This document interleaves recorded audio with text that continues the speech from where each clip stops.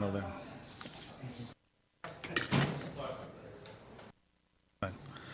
All right, thank you, Jose. Jose Martinez will serve as the city's code enforcement supervisor and comes with over 16 years of experience as a code and parking enforcement officer.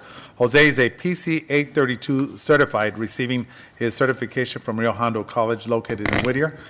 He also received his certification as a state certified housing quality standard specialist inspector. Jose possesses a certificate. Thank you. Alrighty. So the next one, we have the proclamation for Public Works Week. So at this moment, I will have Vice Mayor Monica Garcia read this out. Let me see, make sure we have the right one. Oh, here we go.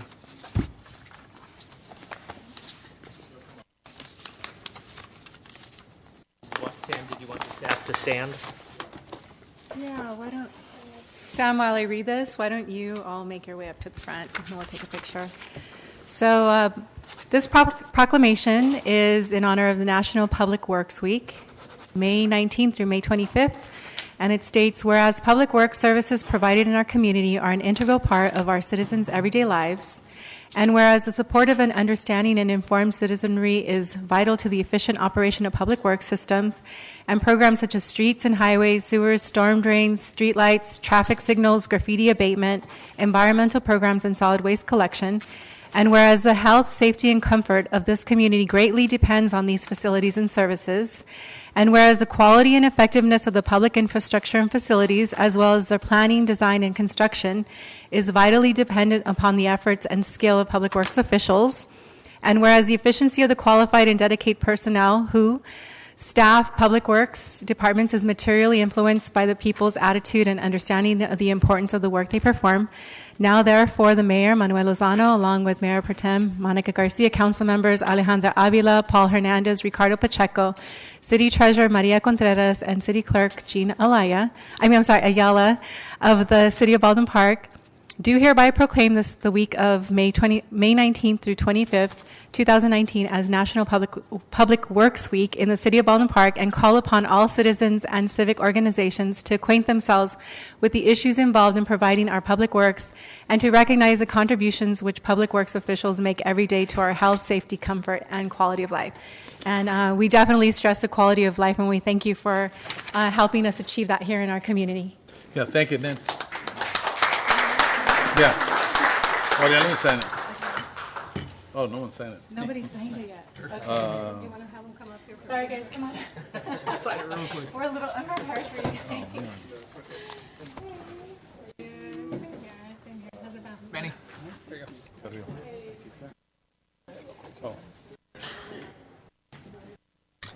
Meantime, we're signing that, Mayor. I just want to add that the Public Works is doing an excellent job out there. I know at random times I have personally called them to come out and either fix something that's out on the street or whatever it's needed. They're always willing to go out there, and I feel that they're doing an excellent job. So if we can give them a hand one more time, please. Okay, Carrillo, ready? Where's Paul at? Oh, man, he'll go to the line.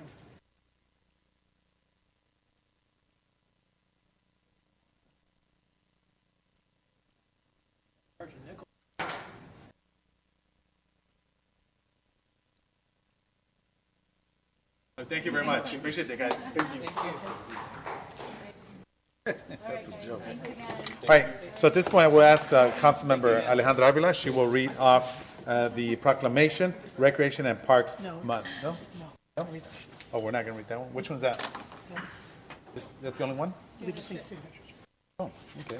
We just need signatures. We can have the park.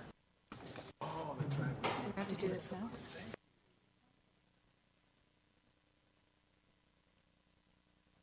Watch my...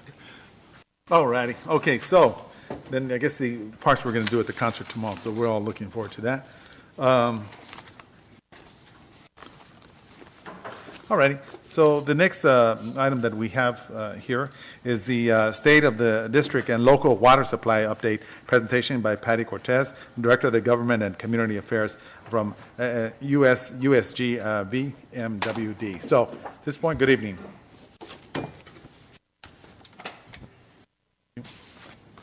First order of business, I am not Patty Cortez. My name is Tom Love. I'm General Manager of the Upper San Gabriel Valley Municipal Water District. Honorable Mayor, members of the Council, thank you for the time to come before you and give you an update primarily on our water supply situation.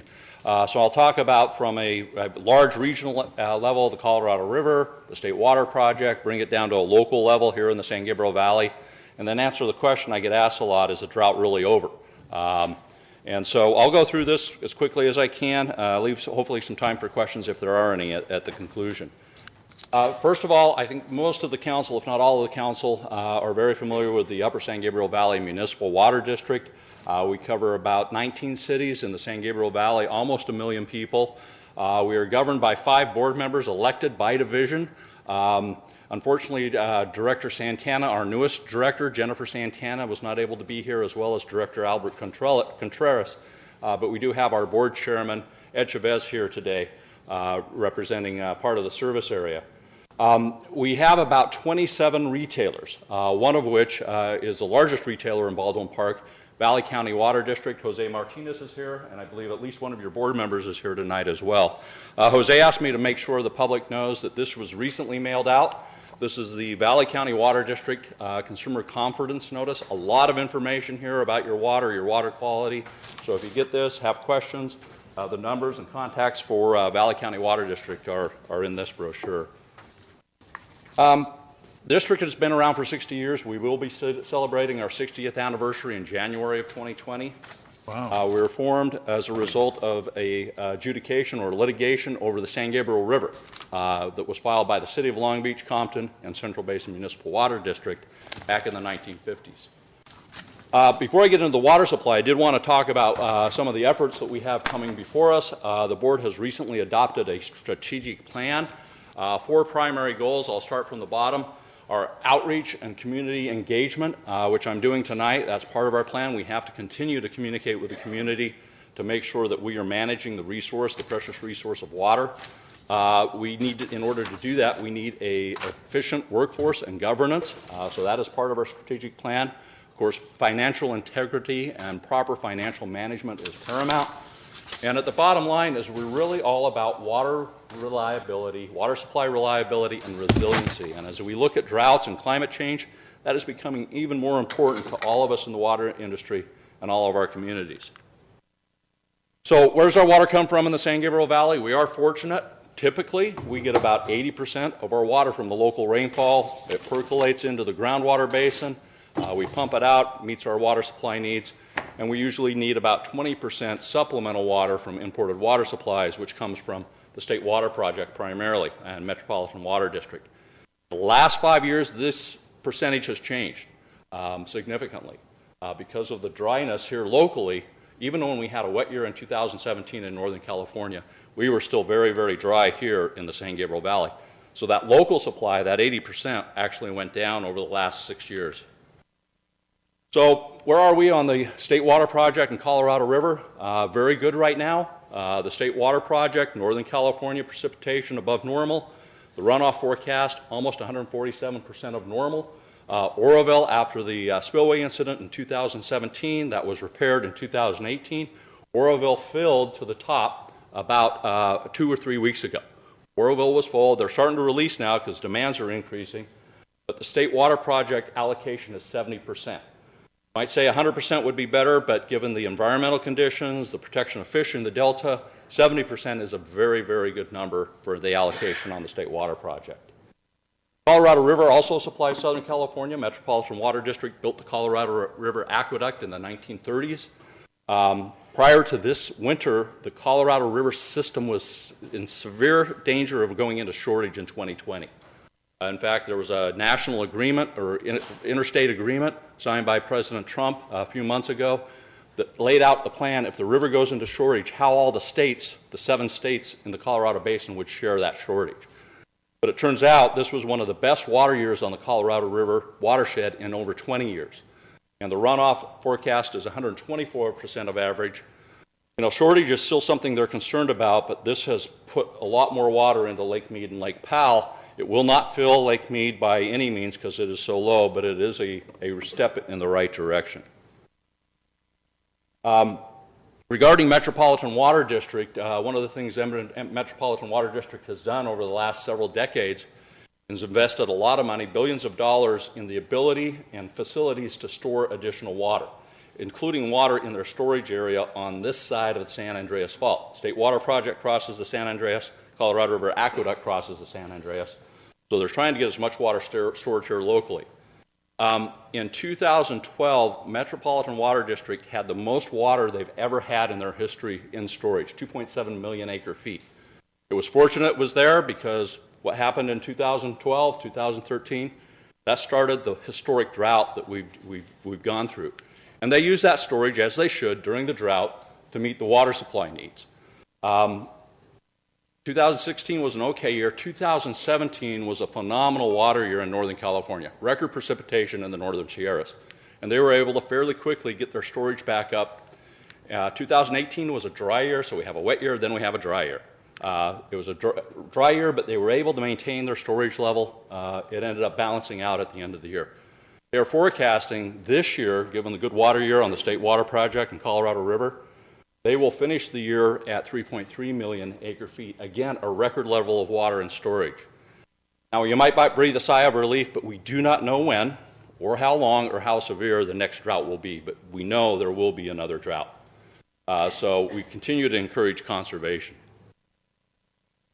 Locally, this shows the rainfall in the San Gabriel Valley over the last about 18 years, 17, 18 years. You can see 0405, it was one of the wettest years in nearly 100 years in the San Gabriel Valley. And I'll show you a chart later on. You'll see what happened to the groundwater in 0405, how well it rebounded. But since then, you might say we were in a 6-year drought. We say we're in about a 14-year drought. We've only had 1, 2, 3, and now 4 years that were above normal over that period. So we continue to recover from the local drought here in the San Gabriel Valley. This is my favorite place to talk about the holy grail of basin management in the San Gabriel Valley, the Baldwin Park Key Well. So just to explain what a groundwater basin is, if you imagine a huge bathtub that's lined with bedrock under our feet, it's tipped a little bit with the lower end at the Whittier Narrows, where the water will spill down the San Gabriel River, and you fill that bathtub with sand and gravel, and if you pour a bucket of water into that bathtub, is it going to stay on top? No, it's going to soak into the sand and gravel. The bedrock traps it, and that creates our groundwater basin. Our primary measurement for basin management is a well in Baldwin Park called the Baldwin Park Key Well. I'll show you the chart in a minute. So that bathtub full of sand and gravel, we have a whole bunch of straws that are poked into that sand and gravel by all the water companies, the producers, they use to extract the groundwater when it's needed. So this is the Baldwin Park Key Well. And I think I just pushed the wrong button, I apologize. Let me get the laser pointer to work. There we go. So this is over about a little over a decade. This is the 0405 year. You can see how the level of the groundwater came all the way up to over 250 feet in 1 year. Very good, a very wet year. Again, 11, 12, wet years. It recovered well, and this is the drought. And we did use our storage in the basin during the drought, and we hit a new historic low last November. The lowest level the basin has ever been. What we have been doing over the years is we have been buying and storing imported water. We've been buying it from Metropolitan Water District. So this darker blue shaded area shows the imported water that's stored in the ground. Had we not had that, the Key Well would have dropped to a much lower level, and certain communities would have had their wells go dry. But we were able to forestall that. We do have imported water in storage, and you can see the basin level is starting to come back up, both with additional imported water being supplied as well as a good year locally. The county is still releasing water from the San Gabriel Canyon reservoirs. That's being captured in the river spreading grounds, the Santa Fe spreading grounds, and those releases will last at least through the end of August. And that basin level, we hope, will continue to improve. But what we see in the summer months is people start using more water, the wells start pumping more water, and it kind of balances itself out over the summer months. I do want to say during this period of the drought, this community the entire San Gabriel Valley responded extremely well to the call for conservation. Groundwater production from the basin dropped from 240,000 acre-feet per year prior to the drought to as low as 190,000 acre-feet during the drought. It is creeping back up a little bit now that the governor's drought declaration was lifted over a year ago, but we'd like to encourage the communities to continue their efforts on water conservation. And to that end, we have several programs to help the residents and the community continue to conservation, turf removal, leak detection, smart gardening classes, watershed restoration events, which help our healthy watershed, which helps our water supply, water bottle fill stations, and city partnerships for outreach and so forth. And again, our 60th anniversary celebration, the kickoff event will be our Water Fest, which will occur on October 12th at Arcadia County Park. And that'll kick off our celebration, and we certainly will continue our message of water conservation as we move forward. And with that, be happy to answer any questions if there are any.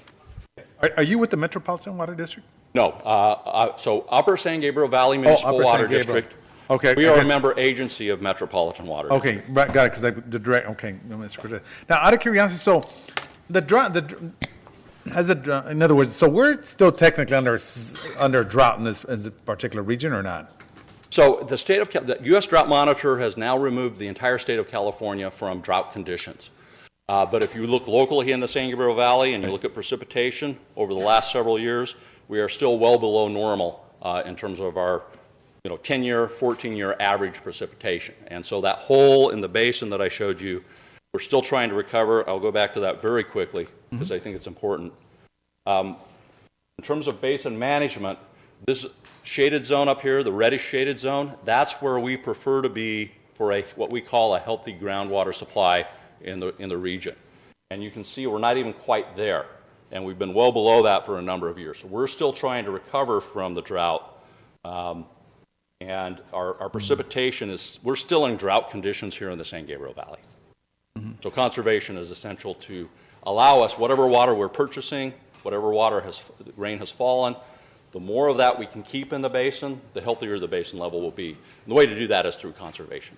Yeah, I think it's important. I'm glad you touched on it. We'll make sure that we place this in the city newsletter. We'll maybe contact you for it because I think it's important. A lot of us have literally forgotten. In essence, we continue on to do prior to the actual drought itself being announced. And it's important, especially something like this. I mean, long-term effect. I mean, wow.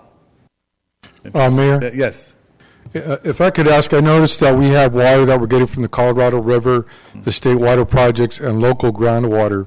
Do you think that in the future, being that there will always be droughts, will we ever look at desalt for, coordinating with other cities, possibly to create desalt districts and trade off where say, the beach cities would trade off their water if we bought desalt water from them and trade off with state water or some type of coordination like that?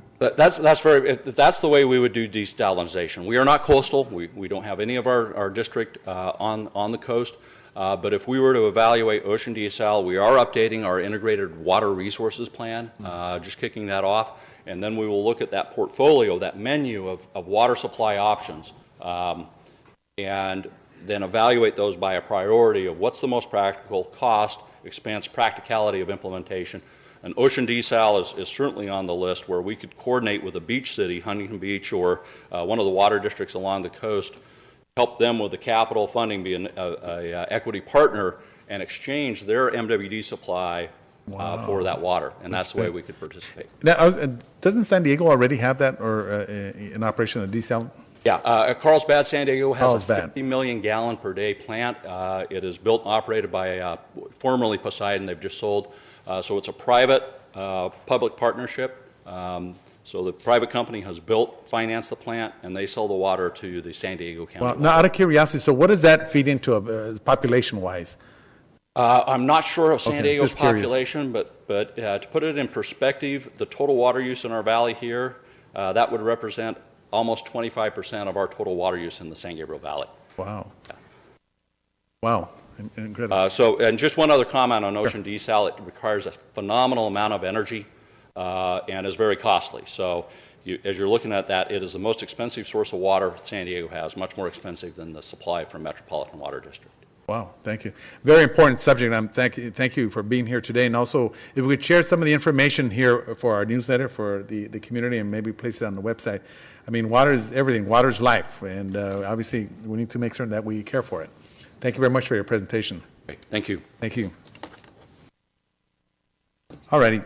Excellent presentation. All right, the next one is the United Way's Everyone in Campaign Housing Strategies presentation by Beatriz Sandoval and Gabriela Garcia. Thank you. United Way. Thank you. Good evening. Hi, Patricia. Good morning. Good evening. Buenas tardes. Buenas tardes. Gabriela es otra organizadora, pero ella es nuestra intérprete. You want to introduce yourself? Oh, she's going to translate. All right, thank you. Yes, I'm the interpreter. My name is Monica Curiel, and this is Beatriz Sandoval. Yes. And Gabriela Garcia is another campaigner, but she's not here this evening. Oh, okay. Thank you. Appreciate that. Well, I introduce myself in English, and it's okay with you. Okay. Thank you. I want to say thank you for having me. Thank you, council members, Paul Hernandez, Monica Garcia, and thank you, Mayor, for having me. Ricardo, thank you.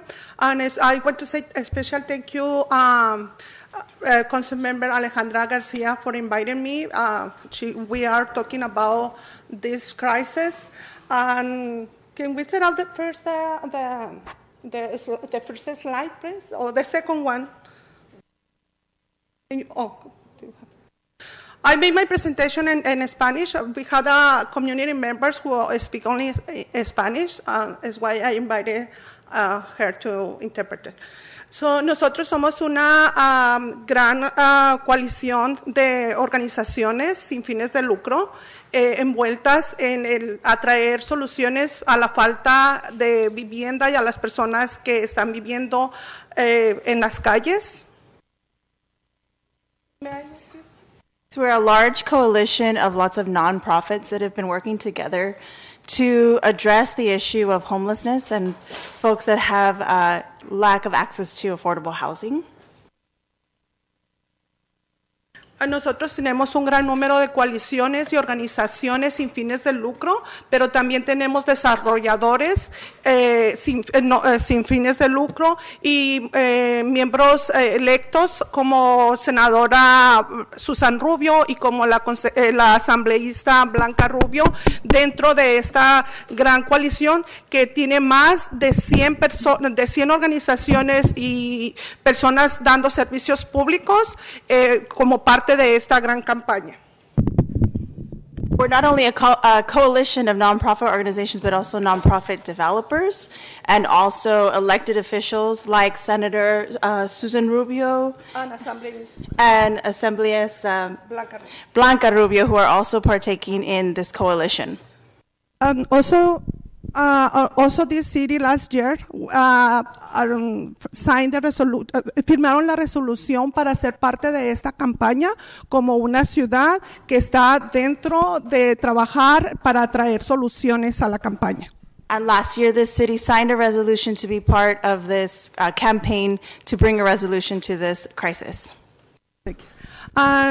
Bueno, esta es una crisis, aparte de estar llamando que es una crisis de personas viviendo en la calle, también estamos llamando que esta es una crisis de falta de accesibilidad, de falta de poder mantener los gastos diarios con el alto incremento de la renta y también el nivel en que ha permanecido el ingreso de nuestras familias. So we're not just calling this a crisis of homelessness, but also a crisis of accessibility to affordable housing and then also access to wages that will help to maintain a certain standard of living with the way that prices are rising.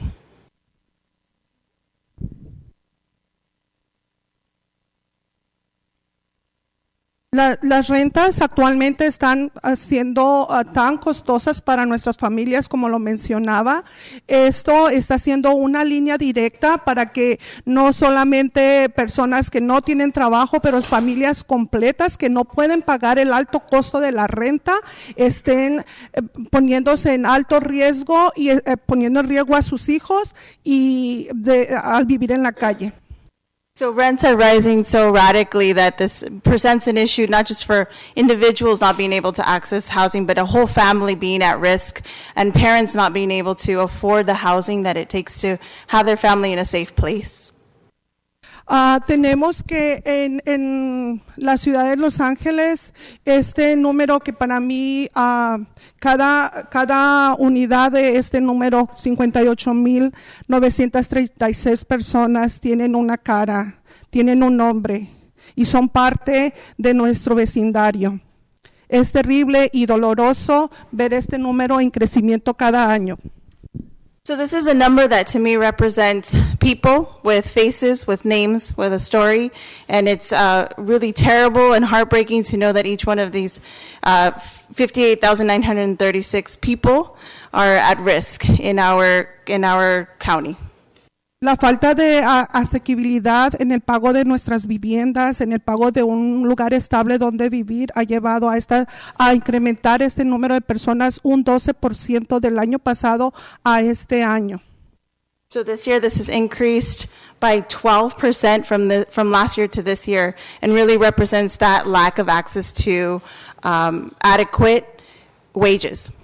Este número podría ser abrumador si queremos encontrar una unidad donde todas estas personas puedan vivir dentro, pero nosotros sabemos que hay un número como un cuarto de estas personas necesitan vivienda urgente. Sacarlas de la calle, ponerlas en una vivienda temporal, en lo que estas personas son llevadas o a vivir en una vivienda de apoyo. No sé si ustedes están relacionados con lo que es una vivienda de apoyo, pero es un techo más servicios que puedan ayudar a reintegrar a las familias y a las personas a la sociedad. So this number can be really overwhelming, but we know that just 1/4 of those are folks who are experiencing chronic homelessness, and those are folks that need supportive housing. And I don't know if you're familiar with the idea of supportive housing, but that is the idea that they have given access to a home, a roof over their heads, and then also the support services that they need to get out of chronic homelessness. Los otros 3/4 de personas que están experimentando la falta de vivienda, ellos necesitan los servicios, necesitan servicios para restablecer su hogar, pero también necesitan una pronta respuesta a una vivienda y también necesitan acceso a la vivienda asequible. And then the other 3/4 are people who need a quick solution to not having housing, and so they need that housing that is quick and accessible, and then also the accessible or the wages necessary to stay housed. Dice, este número es para nuestra ciudad, es el número que pudimos obtener de LASA ayer. El 14 de junio dieron estos números. Lamentablemente en nuestra ciudad tenemos 266 personas que actualmente están viviendo en la calle, visibles. So these are numbers that we obtained on June 14th from LASA. So these are recent numbers, and they are reporting that we have 266 unhoused people in the city of Baldwin Park.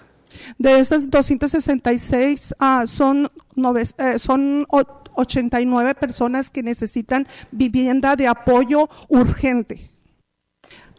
And of those 266 people, 89 are people who need urgent housing and supportive housing. Nosotros hemos estado trabajando en traer los recursos y también la ciudad ha tenido un trabajo muy bueno en traer los recursos. Han sido mucho esfuerzo en tener un plan que pueda ser aprobado y que pueda traer esos servicios y que sean accesibles para nuestra gente. Y estos son a través de la medida H que fue aprobada en el 2016. So luckily, there have been many organizations who have been working on the resources that we're going to need to address the situation. And so one of those is Measure H. Nosotros no tenemos los recursos que tiene la ciudad de Los Ángeles, que son recursos de la medida triple H, pero aún así hicimos una encuesta donde los votantes han aprobado vivienda de apoyo en sus propios vecindarios. No están opuestos, están a favor de que se traiga vivienda de apoyo a su vecindario. So although we don't have the resources that the city of LA has, like the HHH, we did go ahead and do a survey of residents and voters, and they showed overwhelming support for housing and supportive housing in their own communities. They're not against it, they're in favor. Nuestra campaña tiene estrategias muy importantes que han tenido éxito de traer a la gente dentro de esta campaña, dentro de este apoyo, y tenemos estos recursos como humanizar a las personas que están experimentando homeless a través de cuando nos cuentan sus historias, que son historias realmente que nos conmueven, que mueven nuestra compasión. So our campaign has several strategies. One of those first ones is to humanize the situation, humanize the people who are experiencing homelessness, to hear their stories, to hear what they're going through, and see the humanity in them. Y también tenemos un equipo donde estamos trabajando localmente. Yo soy una organizadora parte del Valle de San Gabriel, organizadora a nivel comunitario, pero también estoy en otras ciudades como Whittier, Downey y otras ciudades del Valle de San Gabriel. We have a team of community organizers. I'm a community organizer working in the San Gabriel Valley and also Whittier and Downey to work on this campaign. Y estos recursos no nada más los estamos usando como comunidad, también queremos que ustedes los usen como un apoyo para traer estos servicios y traer estos recursos para nuestra comunidad. And we're here to do that work, but also mainly as a resource, and we hope that you see us as a resource to bring these the resources to the community to do this work. Nosotros sabemos que el support housing está comprobado que trabaja, está comprobado un 90% que trabaja. Tenemos las historias, tenemos los datos de las personas que han ido a través de la vivienda de apoyo.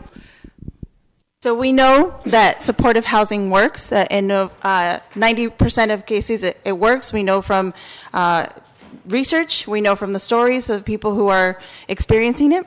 Y nosotros sabemos que los recursos también ya están aquí como para ponerlos a la disposición de nuestra comunidad en necesidad, pero nosotros también los necesitamos a ustedes. And we also know that we've got the resources available to be able to do this work, but what we need is you. Y nosotros estamos invitando a la gente que está atrás de mí, a que hable con sus vecinos, hable con sus amigos, hable con sus compañeros de trabajo, pero también que estén pendientes de nuestros entrenamientos, cómo hablar con otros vecinos, cómo hablar aquí con ustedes, con otras personas electos de otras comunidades. So we're inviting the community to take part in conversations with their friends, their families, their coworkers, and their neighbors, but also to be aware that we're holding trainings so they can learn how to talk to their community, how to talk to you, come and talk to you about it as well.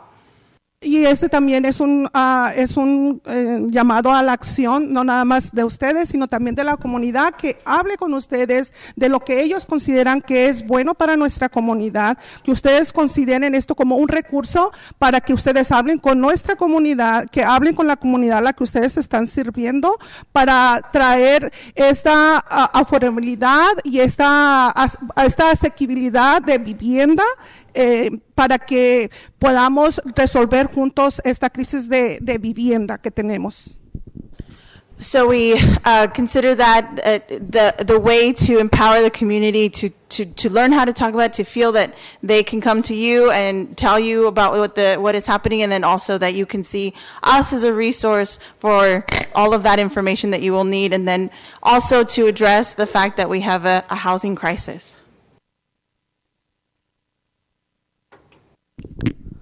Nosotros en Baldwin Park, desafortunadamente, pero espero que muy pronto podamos cambiar esos números. Nosotros no tenemos una vivienda de apoyo en proyecto, como en esta presentación dice que Canoga Park está trabajando en una vivienda. Ellos tienen otros recursos, pero nosotros sabemos que hay otras ciudades en el Valle de San Gabriel que ya están trabajando en viviendas de apoyo, como la ciudad del Monte. Podemos crear esa relación para hacer eso realidad en nuestra propia comunidad.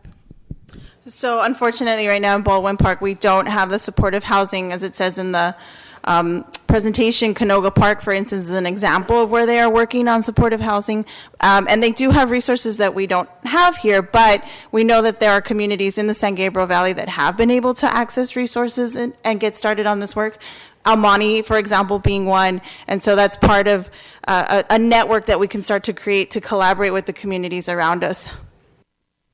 Nosotros tenemos también como recursos, estamos dando tenemos reuniones donde nos educamos a la comunidad si tienen preguntas. También hacemos reuniones en los hogares. Tenemos un sistema de organización bastante fuerte que ha estado dando mucho funcionamiento, no nada más aquí en la ciudad de Baldwin Park, pero en todo el condado de Los Ángeles. So we have a system, a network of strategies that are working not just here in Baldwin Park, but across the San Gabriel Valley. So for instance, we'll have informational sessions and workshops, and then we'll also host house discussions and workshops where people get together and talk about these issues. Ustedes están invitados a venir a cualquiera de esta reunión como representantes de nuestra comunidad. Estamos muy abiertos a que ustedes vengan y escuchen de la propia comunidad cuáles son sus necesidades. Como les dije, la vivienda no es un recurso como usted mencionó ahorita. El agua es algo tan importante para cualquier familia, para cualquier padre de familia. La vivienda es lo que le da vida y le pone una pared al amor de un hogar y a una comunidad. So we invite you to come to any one of these meetings and as a representative of your city, and to be able to come and hear what the community is saying and what their needs are. And, we just talked about water as being such an important resource, and the same goes for a family's income that really gives them the ability to go on and to be a strong unit. Ustedes saben, yo soy un miembro de esta comunidad. Yo estoy segura que más de uno de ustedes tiene mi número de teléfono, mi correo electrónico, y siempre estoy abierta a cualquier conversación, pero también estoy abierta a hacer ese puente de comunicación entre la comunidad y ustedes, y entre ese puente de conversación entre nuestras necesidades de vivienda y ustedes como nuestros representantes electos. And as you may know, I'm a member of this community. Some of you may even have my email or my phone number. And so I'm open to receiving and being a bridge between you and the community and expressing those needs back and forth, and being able to be that bridge between what we're doing and what needs to happen.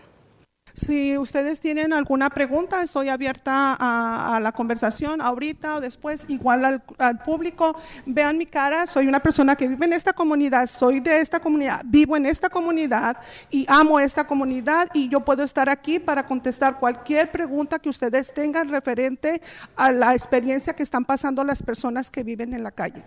So I live in this community. I'm part of this community. I want everyone to see my face and know that I'm here as a resource. You can ask me questions and talk to me. I love this community. I'm a part of this community, and I want to be able to be here to answer questions. Nada más quiero agradecer su tiempo y su disposición de escuchar mi presentación. Thank you for your time. Answer Ricardo Pacheco. First, Beatriz and Gabriel, I want to thank you for a very outstanding presentation. You gave a lot of good facts and figures and a lot of information that I think the city council and our city staff can use. And I want to thank all of your supporters that are here, everybody that supports this. Round of applause for all of you coming out and being here.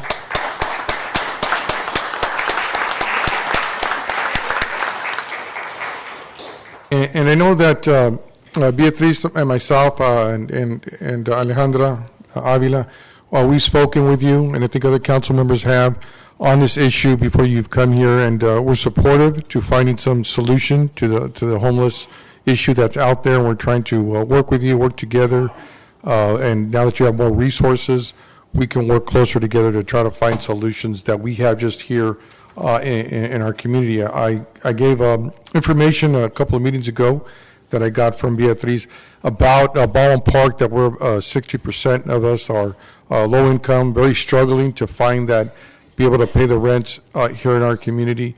So we will try to sit down with you. We'll try to find solutions. I'm committed to working on that. First, I'd like to ask, and I'll propose to staff, to have one of these information meetings that the staff can sponsor, and working with you to do that information out to more of the public that we can talk about. And also, in our future housing projects, as we develop the ENAs and the information to do the housing, that we consult with all of you to give us some input about what we're proposing and the kinds of housing that we are proposing, and talk about rent and trying to make rent more affordable at the level. And I know that Beatriz and I, we spoke and we talked about affordability, that you felt that the city had a different view than I think most people do. So we need to come together and kind of find out what that level of affordability is, so we could provide that kind of housing here in the community. So I'll have staff work with you and reach out to you to talk about any projects we have in the future for housing or what else we can do. We also have a housing department that we can also sit with to talk about resources that we have. I don't know if Susie Ruelas is here somewhere. I guess not, but we do have a housing person. We have a housing department that we could work and talk about resources that we have here in our community. And also to, again, to have a follow-up with your organization to talk about this with the community, all right? Thank you. Any other council Mayor, members? Yes, Councilman Alejandra. First of all, thank you, Beatriz and United Way and all of the people here supporting this program. I completely agree with what you are saying. We are definitely in a large need of affordable housing for our community. It is heartbreaking to go out there and see homeless people, homeless families. I work for the school district, therefore I see a lot of homeless families, children, that I know at night they're going to a hotel if they're lucky for the night. Therefore, as a community, we need to unite. They are human beings just like us. Everybody deserves a nice, warm house. So we need to work together as a community. We need to demand of this council, myself, that we find a solution. Of course, we can't help everybody, but we can help at least some of the population here in Baldwin Park. So I'm asking that we unite as a council, that we really work hard and look for affordability, that we bring in projects that our community can afford to live in and that they're proud to live in. We need supportive housing where they can have wraparound services. We need health. A lot of these people that are homeless may need mental health service. They need a lot of support services, bottom line. So I am completely in with you to work with you and to support your program and to support and move forward so that we can get affordable housing here in Baldwin Park. Thank you. Thank you. Thank you very much. Just first of all, I want to thank you very much. And as you know, the Californians voted for Proposition H, which is passed. And I know that we're working in conjunction with three other cities for the funding. I think we were allocated, how much was that, Manny? Was that $2 or $3 million for the region, for the study? Yes. Hold on, let me finish. Check 1, 2. Yes, we were allocated $50,000 to 50 conduct a study, and we've applied for several grants. So hopefully, we will have some pretty good news in the next few weeks. Yes. In regards to some of the grants. Yeah, we've already received 2 grants. A a grant with the city of South Almani, and Baldwin Park to conduct a study, as well as an additional grant for just Baldwin Park to conduct a study. Yeah, do me a big favor. Place it in the newsletter because, of course, this city has always been on the forefront list, like every other city, addressing issues of homeless, and of course, some of the individuals that we've had to place up in motels for the evening and so forth. And of course, we know that the housing real estate has just skyrocketed. I mean, it's almost impossible for youth or individuals that are graduating out of college to be able to afford that, let alone the rent in itself. And keep us up to par in that area. Okay, thank you very much. All right. This Yes. is part de mi llamado a ustedes, es, traer juntos. Yo sé que el Departamento de Housing y Parques y Recreation está trabajando muy duro para traer los fondos, pero también quiero llamar a la unidad porque ellos cuando van a pedir estos fondos no están solos, estamos nosotros como organización, estamos nosotros como una comunidad, pero también necesitamos que ustedes, la otra parte del cuerpo de esta ciudad que son ustedes, estén buscando las otras soluciones que van a traer más estabilidad a nuestras familias, especialmente en las cuestiones de dinero, que cuando esto no pasa, cuando esta falta de recursos no llega a nuestras familias, estamos cayendo en situaciones que van a ser más difíciles de solucionar. Alrighty. And also, Mayor, Yes, thank when you. we do bring in these builders that bring in affordable housing, we need to make sure that it stays affordable housing, because I know it starts off as affordable housing, but little by little they start raising the rent, and before you know it, some people are on a fixed income. That is no longer affordable. So we need to make sure that it is maintained affordable, because fixed income, we all know, a fixed income, you only get so much money a year, maybe 2 cents if you're lucky, $1. So we need to make sure it stays affordable. All right. Okay, Mayor? yes, sorry, I just Vice have Mayor one comment, Monica and I Garcia. know we'll move on. Yes. But I just want to thank you for your presentation and for being advocates for the homeless here in our community. And we definitely need that voice, and we definitely need that collaboration. And I think that's what your call is, for that coordination, that collaboration. And I agree with you. And I think that in these most recent efforts, with Prop H and then the City of Los Angeles, HHH, it's really been to help coordinate whatever resources are out there. And I think there's always been that disconnect. And so I do hope that through these efforts, we can get past that and have a more coordinated effort here in our city and also in the region. I do want to mention that we have focused on bringing affordable housing to help families in our community. An example is the project right adjacent to City Hall here. That's a project that not everybody supported, but when it came online and it was constructed, 70 units, became available. We received 1,000 applications for this affordable housing project. And that's part of the solution. I know it's not the solution, but it's part of the solution because we're trying to provide housing to families that would otherwise not be able to afford the rents or the mortgages here in our city. We're also entertaining other affordable housing projects, which I think will be part of the solution. But again, I think you're right. It's about coordinating the resources and being able to just take a more holistic approach to the homeless. And you're right, our housing department, we've been providing vouchers and things like that, but we need more of a sustainable approach, right? So I want to thank you for your efforts. And just Yes. one more thing, Beatriz, correct me if I'm wrong, but I do recall that this particular project that we have here, yes, it was brought in as affordable housing, but that's one of the companies that started raising the rent when we have people on fixed income. Is that correct? Because we had some speakers come to the meetings. Desafortunadamente, cada semana vienen miembros de la comunidad a nuestra parroquia, a mí como un líder, se puede decir, en mi comunidad. Do you want to Cuando estés lista. These Este edificio, vinieron personas que viven en este edificio, tienen un ingreso fijo y ellas ha llegado el incremento, tanto el incremento de su renta que están pagando ya casi el 90% de su ingreso.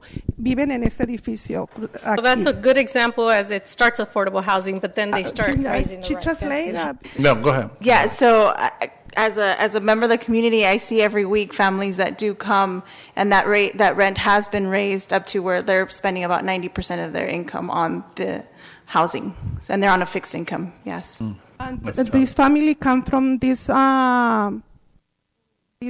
building, so I don't know exactly who is the developer and what is the terms from this building, but it's not affordable. Some units are affordable, but we are talking about low income families, no like affordable families, and that is more painful because it's seniors, especially seniors, who now live in the cars or in the house of someone else.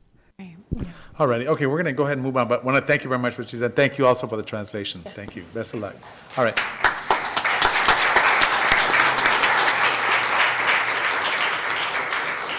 All righty. So at this point, we don't have anything else. I'll open up the public communication. Anyone wishing to speak, you have approximately 3 minutes. Good evening.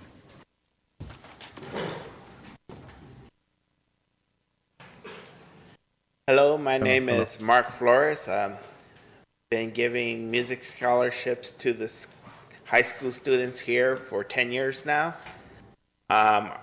We're having an event this Saturday. If you're able to make it, it would be great. I left some flyers on the back podium there. If I didn't give to you, I know I gave to many people, but not to all.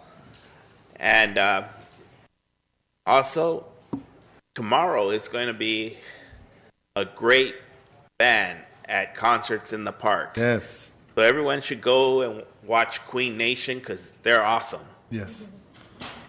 And I'd like to thank the City Council, all its members, for helping us and promoting us and your support when we do our foundation events and things, and granting us time to listen to our scholarship winners. Thank you. Thank you very much. Okay, move along. Here you go. Hello, City Council, residents of Baldwin Park. I hope all the accusations that are going around the country and the cities are correct. Thank you very much for letting us know that we City Council people sometimes are one way or the other. On number 19, 20, and 21, the young lady over here on the end is going to do another tax assessment. I got to say it right because you people understand nothing but illegal words that everybody invents. Is that all you people know? How to tax us Baldwin Park residents? You people live here. Oh, wait, I should say you should live here. We know the mayor don't live here. We know the attorney doesn't. The CEO doesn't. These people don't either. And these ladies, I don't know. But don't you guys get tired? You tax us every year. Don't you understand? That's why cities go bankrupt. You only can get us so much blood out of a turnip. You can't keep draining it forever. And you people hope, and I'm pretty sure you all hope, that you can drain it forever. That's why those accusations that are going around in the paper, I hope, are true. Because you people need to get a understanding that you work for 85,000 or how many people in the city. You don't work for you as an individual. That's what's wrong in the United States of America right now. The president wants you to work for him. We work for all of us. And you people need to understand that. You're one of the low group people in the country. So why can't you understand that? Every time somebody comes up here and ask the city to join something. You people join it, and what do? You tax us so we can pay for it. And we get, they raise our water, our taxes, our utilities over here every darn year. Don't you guys get tired of doing that to your own people? Excuse the expression. But that doesn't matter. You don't care. Because if you did, you wouldn't do that. And I hope all you people up here understand that I'm not the only one getting taxed. You are too. Of course, you people that don't live here, you don't really care. But I know one thing. You guys don't listen to nobody. If you 5 people make a decision, you don't care if it affects the whole world. You make it. Every time we come here, people want to join this, join that, and you people join it. Where are you getting all this money? Oops, I'm out of time. Sorry, Mayor. All right, move along with public communication.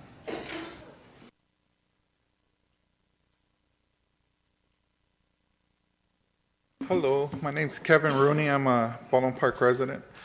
I just have 3 items I want to talk to. My neighbor doesn't speak English, so I told her I would come here and ask for her. The city tree that's on the sidewalk, the tree grew wrong and the roots are on top. It's growing towards her house, and soon it's going to be affecting her house. It's going to make the house uneven. All the city did when I called was come out and grind down the sidewalks. They didn't do nothing about the roots that are already in her yard, about 2 feet away from her structure, her house. So if he could do something about that. The second thing is, I believe I talked to Shannon about it when it first came out on Hallwood and Main. He said everything's legal on that corner, having that bubble corner. Said it was all by law, it's all good, and the fire engines can make it. I talked to the fire department. They got to go down Phelan every time now to go around the school because they say they can't compromise that corner because there's always oncoming traffic. So it's very dangerous. Time is of an essence when it comes to the fire department and paramedics coming to help somebody at those schools. And it's taken them twice as long to get down there now. So if you could please do something, rework that corner or something, it would be appreciated. The last thing I wanted to talk about was the $7 million settlement that was against the city, that we got against our city for the old police chief. I just want to know how it'll affect us as residents. Will our taxes be increased because of it, or how do we plan to pay for it? So if you can answer those questions, I'd really appreciate it. Thank you. Well, thank you.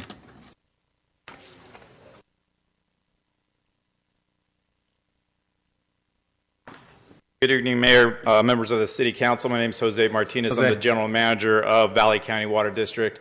I know Mr. Love kind of filled all our cups full of water knowledge tonight, so I won't go on too long here. But one of the questions you asked, Mayor, was, is the drought over? In the document that Mr. Love referred to, our consumer confidence report that went out to all 12,500 of our customers, we have several frequently asked questions. One of those is the drought over? Where does our water come from? With all this rain, why hasn't my water bill gone down? And certainly as a public agency, we can only charge our customers the true cost to provide that water to them. But we have a couple of good, frequently asked questions that I often hear customers coming in on the phone. So this is a really good document that certainly we try to make it as attractive as possible. So don't throw it away, read it, and if you have any questions, certainly we have customer service in English and Spanish, which can answer them. We will have this document translated and available on our website at the end of this month.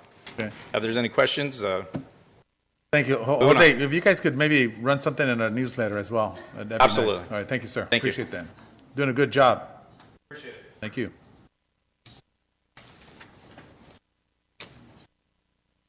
Buenas noches. Buenas noches. Mi nombre es Natalia Chévez y yo soy residente de Baldwin Park por 42 años. Ajá. Gracias. Voy a necesitar, solo son 2 mensajitos que quiero darles, pero voy a necesitar que alguien lo traduzca para inglés. Can we have someone for translate? You want to do it from there, Lulu? Okay, alrighty. Muy bien. Primero es que me da mucha pena que estemos nosotros o aceptemos nosotros, ustedes y nosotros, el público, aceptemos un lugar de abortos en este pueblo de Baldwin Park. Okay. Un momento. Go. You want to go ahead and go there? Yes, my name is Natalie Chavez. I'm sorry. And I'm very embarrassed that in our community we are looking into implementing an abortion clinic.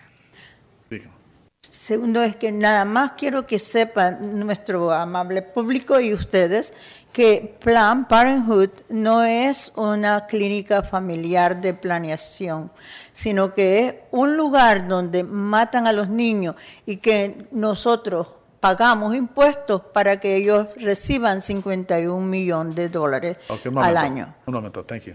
Go ahead. I just wanted to say that Planned Parenthood is not just for Planned Parenthood. It's a clinic where they kill babies, and they use about $51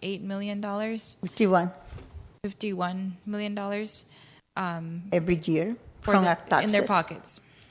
All right, thank you. Siga. And yo digo, ¿qué podemos hacer? ¿Qué pueden hacer ustedes al respecto, verdad? Entonces nosotros lo único que hacemos es ponernos allí en frente de donde lo quieren poner. También vamos todas en West Covina, en el monte, para evitar que nuestras criaturas lleguen. Es una lástima ver nuestras niñas de 13, 14 años con su pareja que van a abortar los bebés allí porque les dicen que es gratis, pero ya lo hemos pagado nosotros. Okay, un momento. Go ahead.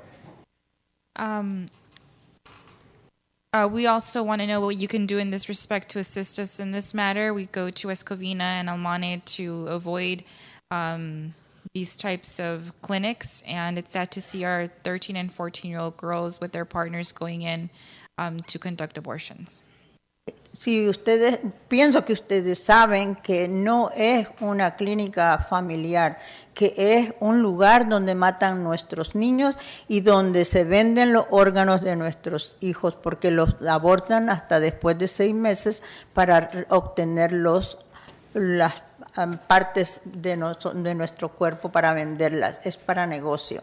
Entonces es muy triste que nosotros aquí en Baldwin Park tengamos esa clase de clínica, que la señora es tan millonaria por teniendo esos lugares que no son como una persona aquí me lo dijo que era una clínica establecida, no, es un matadero de niños que tenemos y nosotros estamos con nuestras vistas cerradas. Okay.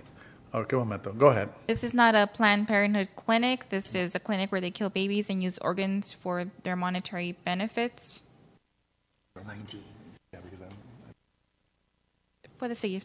No sé si ustedes pueden hacer algo, pero de todas maneras vamos a buscar cómo hacer algo nosotros en la comunidad. Pero y si ustedes están de acuerdo de apoyarnos, estamos más que agradecidas por tenerles a ustedes. Muchas gracias. Buenas noches. Gracias. Okay. All right. Thank you. Okay, go ahead.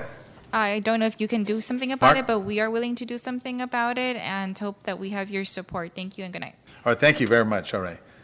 All right. Mi nombre es Sofía Lara. Tengo 44 años viviendo aquí en Baldwin Park. Todos ustedes merecen mi respeto. Ustedes no estuvieran en este mundo si sus mamás hubieran decidido que ese bebé no viene al mundo. Aplauso a sus mamás de que tuvieron la valentía, la fortaleza de decir, mi hijo vive. Estos niños no tienen voz, no tienen quien hable por ellos.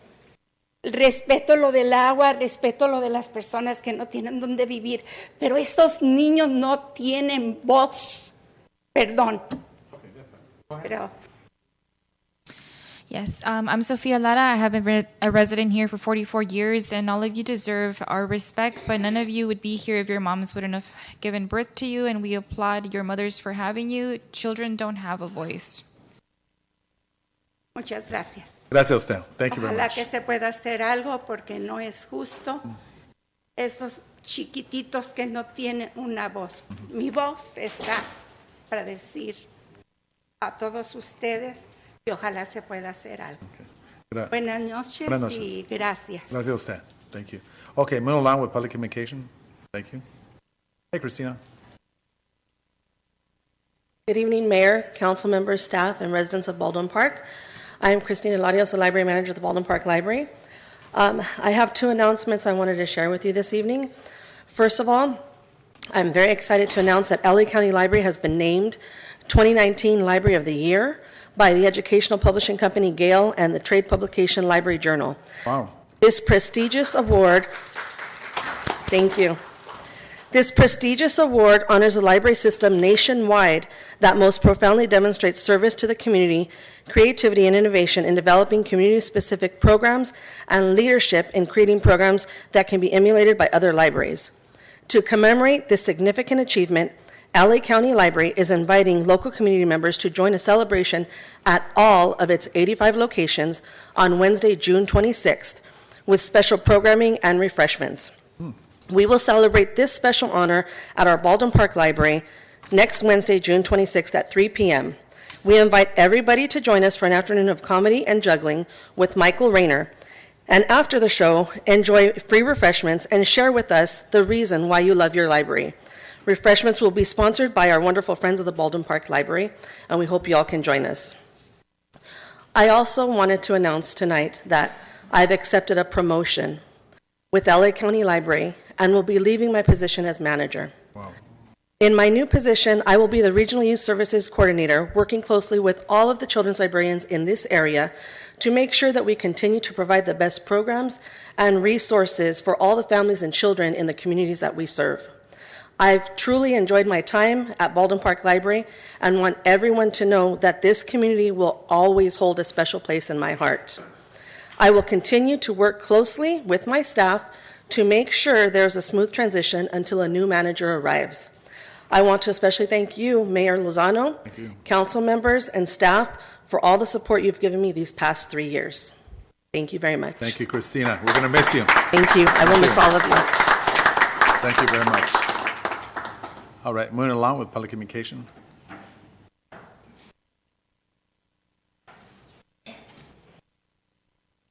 Buenas tardes, señor alcalde y Buenas miembros de la Junta, pero también a nuestro público. Soy Toña Ríos, pastor de la Iglesia Metodista Unida en Baldwin Park. Rosy va a traducir por mí, voy a hablar en español. Oh, thank you. Como todos sabemos, hace unos años atrás, la ciudad de Baldwin Park se pronunció como una ciudad santuario. As many of you know, a few years back, the city of Baldwin Park announced itself or claimed itself to be a sanctuary city. Pero estamos viendo estas acciones nuevas que trae el presidente Trump, que no son acciones positivas para una comunidad indocumentada, para una comunidad de bajos ingresos, como lo acabamos de oír. Entonces, tenemos miedo. But we've seen with the new anti-immigrant actions that President Trump is willing to take, it's not actions that are for low-income communities and especially communities who are undocumented, and so our community has fear. Y la pregunta para ustedes es, ¿cómo está preparada la comunidad? ¿Cómo estamos preparándonos para esta ola anti-inmigrante que viene a esta comunidad y a las comunidades más pobres, como son la de Baldwin Park y otras aledañas? ¿Qué estamos haciendo y qué podemos hacer para trabajar juntos?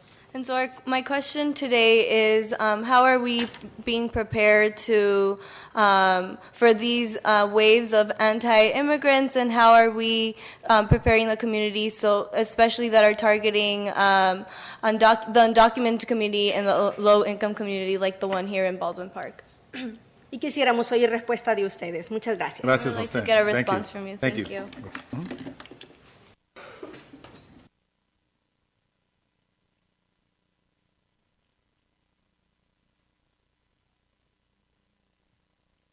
Can I have a translator, please?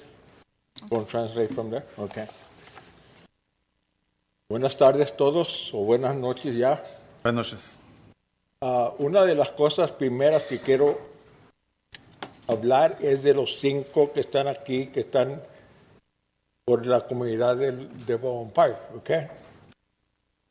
Una de las cosas que estamos mirando, no nomás en esta ciudad, pero en otras ciudades, como salió en el papel, que el único que está haciendo dinero son los abogados, porque estamos pagando a los abogados a cualquier cosa.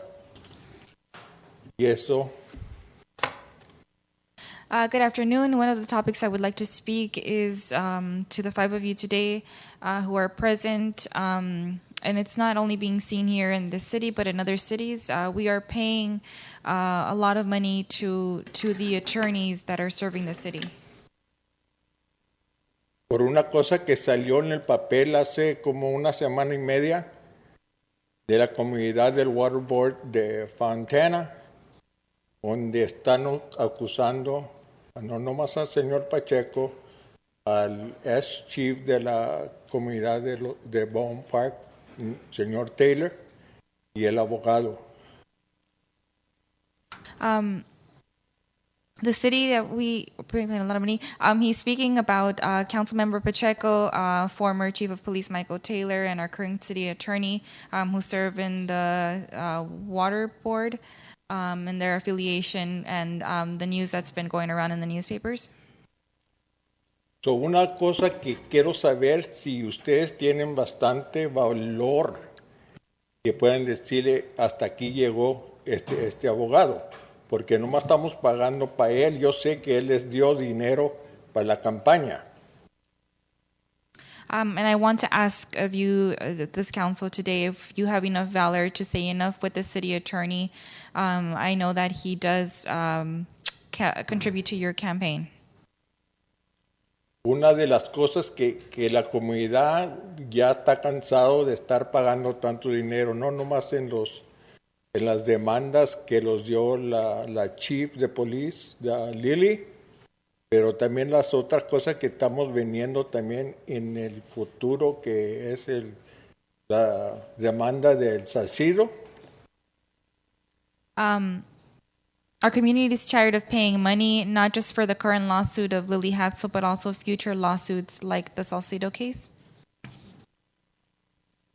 Es lo que queremos mirar, si van a parar todo esto que está pasando aquí en la ciudad. Yo sé que el jefe de policía ahora, que se llama Johnny Patino, está corriendo la policía, pero lo está corriendo muy mal. So we would like to see if you are going to put a stop to this. And Johnny Patino, who is now the current chief of police, is not running the department very well. Una de las cosas que hemos mirado que la policía sí habrá un poquito más de oficiales en la comunidad, pero al mismo tiempo manda, por una cosa menor, manda 2 o 3 carros al accidente. The police has gained officers, but I also want to mention that at the same time, 3 to 4 officers or officer cars are being sent for minor calls. Okay. Y ahora voy a cambiarme para Public Works. Señor Gutiérrez, yo te llamo porque yo te quiero dar información de lo que está pasando en la comunidad y la gente que me trae. Hubo un colchón que te llamé y nunca me contestaste para atrás. No nomás ese colchón duró 1 mes y medio en el mismo lugar y pasaban los troques del Waste Management, los troques de la ciudad y nadie lo levantaba. En el Cul-de-sac, enfrente de Walnut Creek, había trash bags ahí como 10 días antes que lo levantaran. Ustedes quieren tener la comunidad limpia, pero ustedes no están haciendo su trabajo. I also wanted to say for the Public Works Director, I call you because the community calls me to contact you about information that's going on in the community. And for a month, I had been trying to contact you with no response. There was a mattress in a location. I also called the Waste Management, and to no avail. They didn't pick it up. Sally Sack. trash a bags month and 2 weeks. It's have been. been there for 10 days, and they haven't been picked up. Yes. Por eso les llamo, ustedes trabajan por la comunidad, no trabajan por la ciudad, pero trabajan también por la comunidad. Si no van a hacer su trabajo, levanten sus garritas y vámonos. You work for the community and not just for you. And if you're not willing to work for the community, then you need to leave. So, a ver qué hacemos ahora que ya les traje el problema que tiene la comunidad, no nomás con el abogado, pero también con todos ustedes que nomás se la están pasando sin hacer nada. Let's see what you can do, not just with the issues of the city attorney, but with other issues that you're not doing anything about. All right, thank you very much. Good evening. Buenas noches, me Buenas llamo noches. María Delgado. Tengo un pequeño negocio por la Garvey y la Waco. En menos de 6 meses ya han habido 2 accidentes muy fuertes, a causa de la curva, y no hay ningún anuncio de slow down, algo que esté flashando. Casi se mata a las personas ahí. Es mi propiedad y me la han dañado ya 3 veces. Okay, un momento. Go ahead. I'm Maria Delgado. ¿Un negocio o una residencia? I have a well, Yeah, let I have a business, and there have been various accidents, and there's a no business and a house. And then and the house is where they've been the big Where at? What's the address? it's on Garvey and Waco. Oh, okay. And there have been two big accidents, real bad. The last one just happened on the 25th of May, and it was this girl for 23 years old, and she made a big mess over there. And I'm scared because it just come to my property, and it's on the curb, and it doesn't have any flashes or nothing to slow down, and I think that's what we need. Plus, they fixed the road, on the sizes of the street, and I think. And there's been a lot of accidents there because of that too. They make like a little circle around there, and it's the school zone over there too. So I don't know if you guys can do something about it. It's just next to the Royal Motel hotel. Yeah, I know That's what's where I'm talking about. And there's been 3 accidents, big accidents right there. Okay. So we need something to flesh out on the curb because that's where they come very fast. Okay? All right, thank you very much. We'll have one of the police officers, someone from the chief's office and Public Works. We could work on that together, okay? So we could get your number here on the side, and appreciate that, okay? Okay, and then they just barely put a wrong sign for the sweep, and Yes. they put me the wrong one. The sweeper comes the first and the third, and now it changes. They just changed the post. I don't know why this week. Okay. So we need a new sign. We'll have Mr. Gutierrez, San Gutierrez, Public Works Director, look that for you. Thank you very Thank much. you. I appreciate it. Thank you very much. All right, moving along with public communication. All right, seeing no further interest. Oh, yes. Good evening. Good evening, everyone. Mario Maciel, Planning Commissioner. Here tonight, hoping that I know my term has come up to an end this month, and I'm hoping to be reelected again for Planning Commission. I hope that goes well. And a few other things that I wanted to touch bases on that I heard tonight, in particular to the community meeting that we've been having at St. John the Baptist. The couple that was spoken about actually lives here at the Rome project. And from what rumor has is that from the 78 or however many units are there, only 4 of them are affordable housing. Only 4. When I came to find that out, it really tore me up inside to know that we put up a building in hopes to house a lot of people that are in crisis. 4. It wasn't right. I would love to get the opportunity to talk to the developer or to whoever's managing this place to see if we could come to a solution, because this particular couple says that every 6 months they're being hit with a notice for rent increase. And as I spoke before on the previous council meeting, there are people that are getting hit with 25% increases in the city. And I'm still waiting to see what's going to be done about that. I requested to see if we can put a freeze on rent increases for at least a few months so we could come to a resolution, and I still haven't heard back from any of you guys. And the last thing I wanted to touch base on, Sam, if possible, on the corner of Los Angeles and Center, they've been redoing the corners for the past 3 weeks, I will say. Unfortunately, there's been this ditch that's been open for over a week now, which just recently got covered halfways. And it's exposed only, it's covered with cones, but it's only a matter of time before somebody turns that corner. And I know Pumpkin or the Teal turns on that corner before somebody comes in with a lawsuit against the city for that. So if someone could please take a look at that and get it taken care of. I don't know who's actually working on that. Didn't look like it was our guys from Baldwin Park. So whatever company it is that's doing that for us, they need to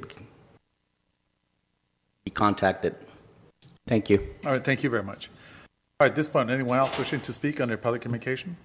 If not, I'll go ahead and declare it closed. All right, first of all, let me just start out with the first one that Rooney spoke about, the $7 million. Well, the city is insured up to $300,000. So at this point, that's the good part. However, we may be liable for about $1.3 million of that particular area.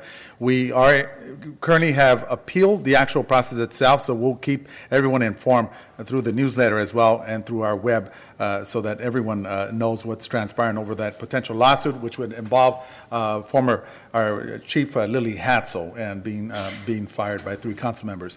Also, Mayor, yes. Can I interrupt you by stating that you and I were on the city council at the time of those decisions. And opposed. And we opposed the termination of Lily Hatzel. That means that the lawsuit that was brought against the city was not our responsibility. And I think it's important that the public knows that whenever that item is mentioned, neither was Paul Hernandez nor Alejandra Avila associated with that. They weren't on the city council at the time, and I think it's important that the public knows that because that is a very detrimental cost to our city, whether it's $1 million or up to $7 million. It's going to be hard for us to absorb that hit, and I want to make sure that, unfortunately, there are 2 council members that are no longer on this dais. And a third that terminated the chief of police at the time, Lily Hatzel. That's what brought the lawsuit against the city, and that's what resulted in the $7 million. But it's important that when we talk about that item, that you know that the mayor and I were on the city council at the time, and we opposed that termination. So just for clarity. All right, thank you. And so that, of course, will be forthcoming, so more information will be provided to you. Mayor, let me just to add to that. Also, at the time of the termination, I don't want to relive the whole case, but there was issues of towing of those that undocumented persons and a lot of other issues that came that were not pleased with their performance, and that's why I came to that conclusion, among other things. But also, there's an insurance that's covering the cost of those, when we get sued in that manner. We have an insurance that pays for a portion of it. We're also appealing it. And there was a number of issues that happened in the case that I believe why we didn't prevail in that case. A number of our witness list, for example, was not allowed to go and speak on behalf of the city. And there was other issues that happened in the case that I felt that, we have reason to appeal, and that's being considered, at this time. So that's, those are issues that need to be considered also. Thank you, Mayor. All right, may I continue, finish off with everything there? Can I say something really quick? Go ahead. First of all, thank you, Ms. Garcia, for saying that I wasn't part of council, neither was Mr. Hernandez, and that you didn't vote on that. However, I appreciate the fact that the community is coming up, informing us of their concern, because when they hear $7 million, their money that we're talking about. I feel we need to move forward. We're appealing the case, and we need to move forward. Whether it was me that fired Chief Hatzel or whoever it was, it's something that has happened and we have learned from it, I hope. We need to move forward, and where the community has questions, let's just move forward with those questions, and let's hope that appeal goes well and just put that behind us and learn from it again. Thank you. All right. Mr. Mayor, Yes, if I may, sorry. Councilmember Hernandez. Just piggybacking off of Councilmember Avila and Garcia, the question that was asked is how is this going to affect the community? Yes. So again, I'm in support of the appeal, but if not, what we're looking at is paying $1 million out of our general fund or our reserves. So what that means is that's $1 million that comes out of services that we would provide for our community, such as supportive housing, homeless services, programs for our seniors, programs for our individuals, and also expanded services for our police department. So that is a direct correlation from the decisions that we make moving forward and from the past. But I just want to be very clear in regards to that, because that does have a direct correlation to services that we could provide for our community. Thank you. Thank you. Thank you very much. All right. So at this point, I'll go ahead and move on. All right. Secondly, was also mentioned about Main Street, of course, the actual curbs and the improvement that we have there. So we could get a meeting going with the fire department just to kind of get their input referencing to that particular area. And also, Christina, she left, the librarian. What a phenomenal person. I've attended many functions at the library, and she, of course, we've had many great and outstanding librarians here. So look forward and acknowledging her at the concert prior to her leaving. I know we've given her a city plaque, so we'll go with a proclamation this time around. All right. Also, the clinics. Just to let everyone know, with reference to the actual clinics, the Planned Parenthood clinic that's proposed in the city of Baldwin Park. Of course, there's opposition to it, and then there's people that are for the actual clinic as well. So we have to acknowledge that there's two sides. Now, I would prefer something else besides the Planned Parenthood going in there. However, the city does not have the right to deny a specific specific clinic there. They came in, they applied, and gone through the actual process. However, they have slowed down. So I don't know whether that means they may not go forward or they're looking at the particular project. So we don't know. That I want to let the general public know that, so that everyone knows. So we don't know what's going to transpire. So we'll keep everyone apprised as to what's transpiring. So maybe the mere fact that people are out there, and that may be sending them a message. So I want to make it very clear. Déjame decirles brevemente sobre la clínica que se ha proponido en la ciudad de Baldwin Park. Nosotros, como el gobierno municipal, no podemos, no tenemos el derecho de negar a cualquier negocio que se propone en un lugar en la ciudad de Baldwin Park. Han aplicado, se han procesado varios documentos, pero ellos, no sé por qué motivo, están, is that lentos? Is that the right word? Like slow down?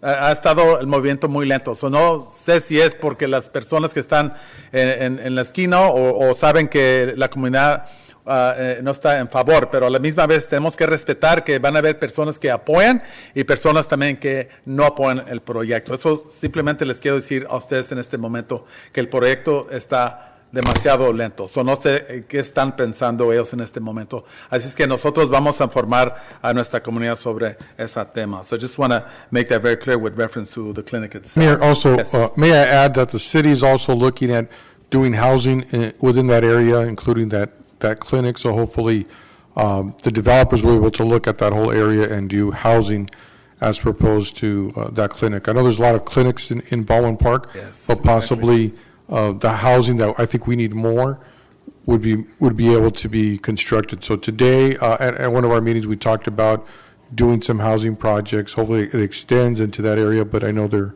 looking at that, and hopefully that will go in that direction. So anyway, just wanted to add that, Mayor. Thank you. Thank you very much. All right. All right. In reference to Donald Trump, one of the individuals that came up here and talked about, of course, as we know, now he's talking about deporting millions of people, and it's all just propaganda, and it's about his campaign coming up around the corner. And that's the unfortunate part, because innocent people get hurt over that type of language that this person brings up, and that's the unfortunate part about him. Now, what's the city doing? Yes, we are a sanctuary city, and we obviously want to make sure that we protect our residents and those that are here that don't have the resources. So we're going to continue to work as we as a city need to do to be able to have those individuals that have lesser than some of us. And of course, as we all know, immigrants are the ones that make this state and this county and this city move. If it wasn't for the cheap labor, just like that president has had, but denies, he wouldn't have the success that he's had, because it's been people, undocumented people, that built that man's fortune, but unfortunately he's not going to recognize that. So we're going to continue to be vocal about it and to make sure that we support these hard-working people that deserve to be legalized as Americans, because they deserve it. And we all know that. So I just want to make that. I refer to the president as a bozo, es un payaso, and that's my reference to that president. But nevertheless, I want Shannon to speak to the Rome project. yeah, after I definitely will. And so, with reference also to Mr. Rios, he talked about the trash. So let's make certain that we follow up that as he requested. So we're on that. And Mr. Luna mentioned about the taxes. First of all, the city cannot impose a tax on anyone. No city in the state of California, all 58 counties, because is it 418 or 218? 218. Is it 218? It was passed by the voters many years ago that if the taxes or a city wants to raise taxes, it has to go to the voters, and it even becomes much tougher because it's 2/3 of the votes. And a good example is the city of Los Angeles just held that election for monies needed for the schools, and the residents voted it down. So that's just an example of that particular area. And also with reference to the resident that just came up here over the Waco area, we want to make certain that we follow up on that with the PD and with the Public Works. Want to also say that with the Metro Village, which was just talked about right now, we'll ask the chief executive officers to bring up a report back as to how that operates, because of course we're all under the understanding that it was designed and built for people that have less resources. So it's important for us. And if there is this particular type, thank you very much. One more. If that is occurring, then we expect to have answers. Now, you also mentioned, Commissioner, about the city stopping, the rent control or implement it. We can't do it. I mean, my preference would have to be for local government just can't simply do it. It doesn't work that way. I think that maybe it's something that we need to consider and take it to the voters to see what they ultimately want to see in the city of Baldwin Park. So I just want to address that. So anything else? Mayor, I just Yes. want to thank everybody that came up Oh, yeah. and spoke and voiced their concerns. It's greatly appreciated. Again, you're our eyes and our ears. So please continue to come up to the dais and give us whatever information we need up here. Thank you. All right, at this point, May I just yes. quick Yes. comment here? I just would like staff to get back on the Rome project. One of our commissioners brought up a concern if there's only 4 affordable renters there. I want to get the full report.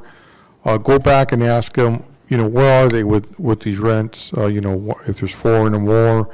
I know that when they started, they had a lot. They had quite a bit. It was all mostly affordable housing.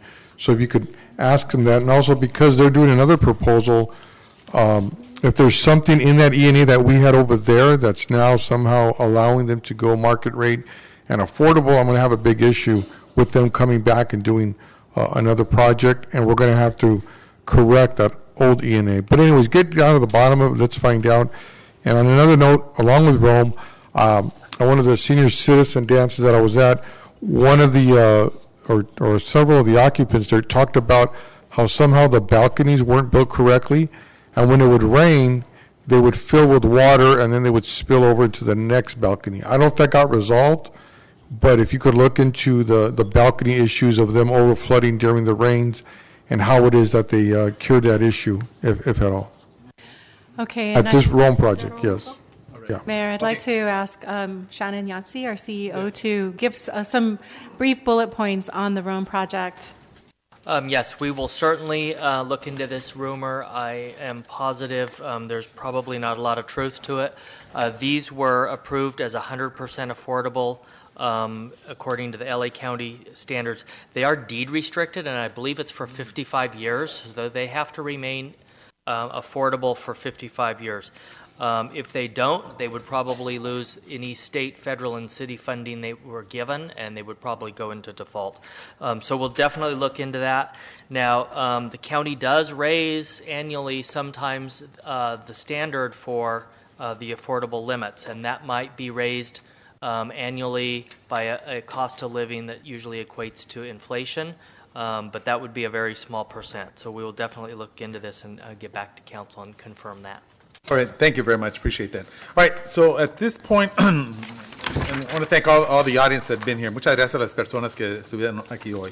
All right, so at this point, I'd like to go over to the consent, excuse me, yes, let me read, thank you, City Attorney. I'm going to read this is to announce that as required by Government Code Section 5495, 2.3, members of the City Council are also members of the Board of Directors of the Housing and Finance Authority, which are concurrently convening with the City Council this evening, and each council member is paid an additional stipend of $30 for attending the Housing Authority meeting and $50 for attending the Finance Authority meeting. All right, thank you very much, Legal Counsel. At this point, I'll open up the consent calendar. Council members wishing to pull any items out. At this point, boy, we have a whole lot, don't we? Mayor, I don't need to pull item 6, but I wanted to make a comment and a clarification for the public. Recommendation number 2, just to be clear, where it says to include one new position, that really should say to include one new job description, and that's what we're approving under that item is a job description and not a new position. Thank you. All right, thank you very much, and that will be on the record. So at this point, council members wishing to pull any item? 15. Okay, number 15. Any other council members? Yes, Mayor. Just a minute. I lost it. Hold on, I had it here. Fine.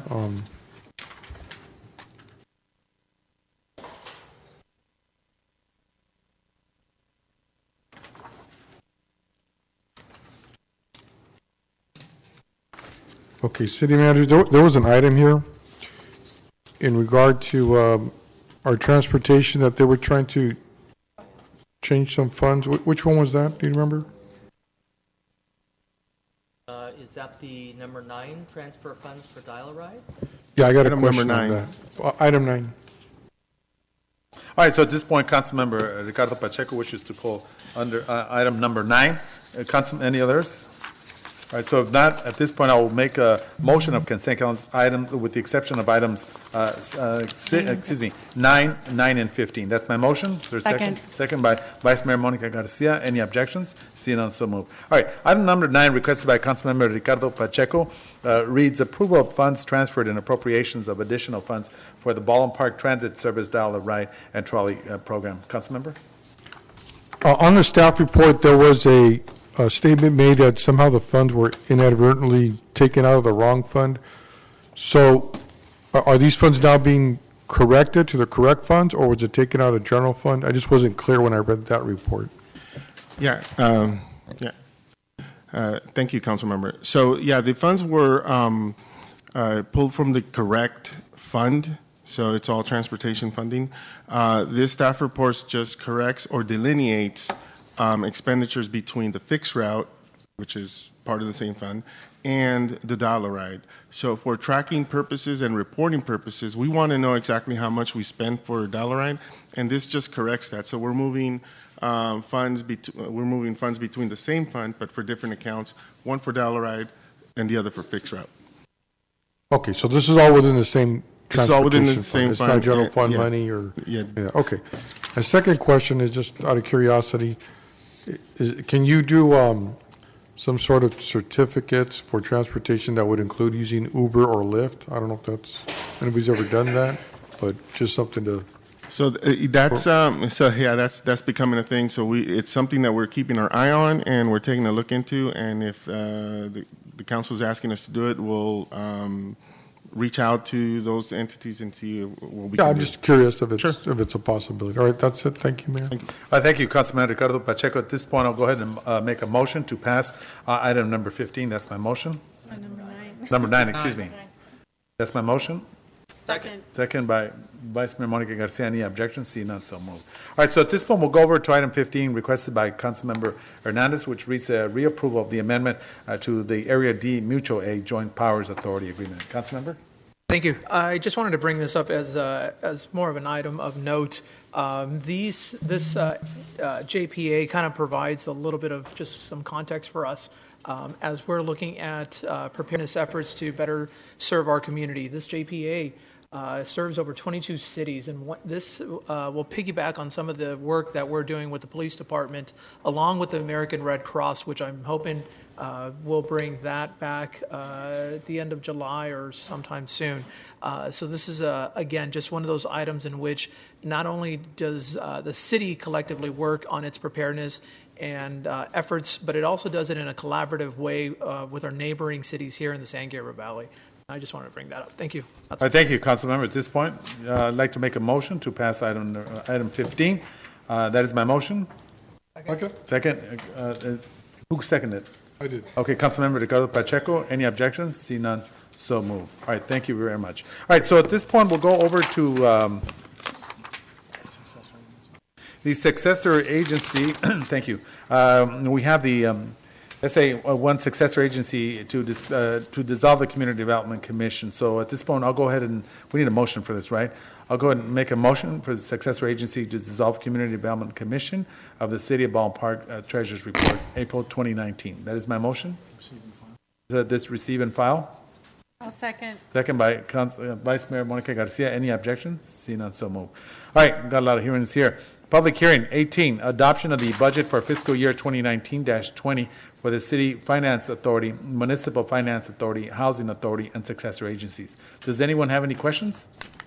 I just want to bring an item of note in regards to our upcoming fiscal budget year. Yes, sir. Just want to thank the departments, specifically the police department, and looking and analyzing the numbers and figures there, in which we are going to be able to increase our police presence by a number of 4 officers. So again, just want to thank everyone, but specifically staff, Shannon and Rose, to be able to really look at the numbers in a different perspective, to be able to increase our police presence and our department by 4 individuals. Thank you. All righty, thank you very much. At this point, I'm going to go ahead and open up the public hearing. So anyone wishing to speak in favor, you come up here at this point. Anyone opposing? See no interest. All right, so at this point, I'll go ahead and move, staff recommend that council open, fiscal year 2019-20 budget for the City of Baldwin Park, resolution number 2019-033 for the Finance Authority by resolution number FA 2019-001 for the Municipal Financing Authority by resolution number MFA 2019-001 for the Housing Authority by resolution number HA 2019, the successor agency. What was that? All right, okay, yeah, sorry about that, thank you. All right, so since no interest in the public hearing, I'll go ahead and declare it closed at this point. Thank you, legal counsel. So at this point, I'll get back to my motion. That is my motion for the adoption of the second. budget. Okay, second. Any objections? See none, so move. Thank you very much, Rose, and everyone as well. Phenomenal job. All right, the next Mayor, one. just real quick, again, Yes, sir. my kudos to Finance. You guys did a wonderful job. Absolutely. Your presentation was right spot on. You hit all the right issues. OPIB, is that the one that you did? Very innovative, what you did. The state required us to, the POB bond. Can you explain that a little bit, what you did there that was unique, to how you got the bond to pay for that? We issued the POV bond to pay down the unfunded liability with the pension obligation with CalPERS. The main reason we can reduce and provide long-term saving, we take the advantage of the lower market interest rate, which is about 3.7% compared to 7% that CalPERS charge. That's why the city is able to save about $23 million over the next 30 years. Wow, that's awesome. Okay, and this loan is to put money that the state requires us for future retirements and health care? Is that what that money was for? Yes, because due to the existing employees and based on the employees, number of retired employees, and the full-time and possible employees, and CalPERS continue to accumulate unfunded liability to set aside for what they expected to require to fund the future retirement. Alrighty. Okay, any other questions? Just one more item, and I know this was an afterthought, but if staff could put this in the budget or at some other time bring it back. I just wanted to have some sort of, like when we have announcements for community events, if we could put some type of posts like they have in other cities. You have these metal posts that they put in them across the streets, and then they announce their signs. And I don't know if we could just look at that and put it in at some point. Yes, and we will be bringing back a capital improvement budget for infrastructure improvements to the city, so we can include that in the budget for the council's consideration. Alrighty. Thank you. That's it. All right, thank you very much, Councilman Ricardo Pacheco. All right, so at this point, we'll go ahead and open up the public hearing. Also, a resolution of the City Council of the City of Baldwin Park confirming the advisory committee report and leaving the assessment in the Baldwin Park Citywide Business Improvement District fiscal year 2019-20. So at this point, I'll go ahead and open up the public hearing. If anyone's in favor, anyone opposed? See no interest, I now declare the public hearing closed. Council members have any questions? If not, at this point, I'll go move for approval of item 1 and 2, approve the fiscal year 2019 and 20-bit budget allocations, and 2, approve resolution number 2019-024 entitled A Resolution of the City Council of the City of Baldwin Park confirming the advisory committee's report and leaving the assessment of the Baldwin Park Citywide Business Improvement District for fiscal year 2019-2020. That is my motion. Seconded by Councilmember Alejandra Avila. At this point, any objections? See none, so move. All right, this one will go over the next public hearing, which is the item 20, the public hearing and adoption of resolution 2019-026, ordering the assessment for the citywide landscape and lighting maintenance assessment, district fiscal year 2019-2020. At this point, I'll go ahead and open up the public hearing. Anyone wishing to speak in favor? Anyone opposing? See no interest, I now declare the public hearing closed. At this point, I'll go ahead and move for this point, is this receive and file and receive, or just read it, hold a public hearing, excuse me. A resolution of the City Council of the City of Baldwin Park ordering the annual levy and collections of assessment associated with citywide landscaping and lighting maintenance assessment district fiscal year 2019-2020 and authorizing the Los Angeles County Assessors to add the special assessment to the property tax bill. That is my motion. Second? Second.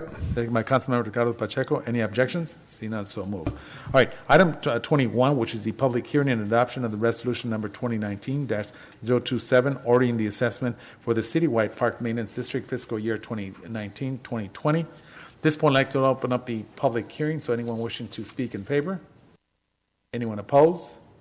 See no interest, I now declare the public hearing closed. At this point, I'm going to go ahead and make a motion, a resolution of the City Council of the City of Baldwin Park ordering the annual levy and collection of assessment associated with the citywide park maintenance assessment district fiscal year 2019-2020 and authorizing the Los Angeles County Assessors to add the special assessment to the property tax bill. That is my motion. Second. Second by Councilman Ricardo Pacheco. Any objections? Seeing none, so move. All right, so at this point, let me see, we'll go over to the item 22. Mayor, can we move that over for the next meeting? Actually, that one is time of the essence, as HUD is waiting for this report, and we're at a very late time in the process due to the cancellation of the last meeting. It's unlikely, but it could result in loss of funds if we delay it further. All right, so let's just go ahead and do this. We'll go ahead and pass it. All right, let's just pass it as right, is. so, yeah, but let me open up the public hearing. Okay, at this point, I'd like to open up number 22, which is the fiscal year 2019-2020 Community Development Block Grants, CDBG, and Home Investment Partnership Funds Home Annual Action Plan. At this point, I'd like to open up the public hearing, so anyone wishing to speak in favor? Anyone opposed? See no interest, I now declare the public communication closed. The public hearing, excuse me. So at this point, go ahead and I'll move for the approval of the CDBG and Home fiscal year 2019-2020 Annual Action Plan, including all fiscal year 2019-2020 CDBG and Home Program and Project funding. That is my motion. Second. Seconded by Alejandra Avila, Council Member. Thank you very much. Item 23, a request to the City Council from the Planning Commission to approve Development Agreement 19019 to grant a cannabis permit for the new manufacturing and cultivation facility with the IC Industrial Commercial Zone pursuant to Ordinance 1408, location 1529 Virginia Avenue, applicant eSource LLC, case number DA19-01. So at this point, I'd like to open up the public hearing. Anyone wishing to speak in favor? Anyone opposed? Okay, see no interest, and now declare the public hearing closed. At this point, I'm going to go ahead and make a motion as an ordinance of the City Council of the City of Baldwin Park, authorizing the City of Baldwin Park to enter into a development agreement with the eSource LLC for the cultivation and or manufacturing of cannabis at the real property located at 5129 Virginia Avenue, APN 88558-032-031 within the City of Baldwin Park. That is my motion. Is there a second?